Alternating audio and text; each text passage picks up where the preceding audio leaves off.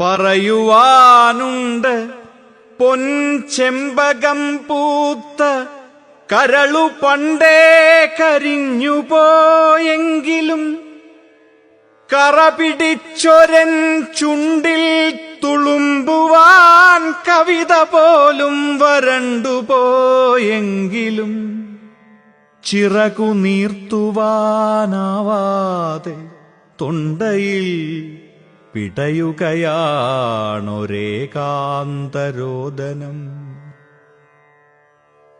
സ്മരണതൻ ദൂരസാഗരം തേടി എൻ ഹൃദയരേഖകൾ നീളുന്നു പിന്നെയും.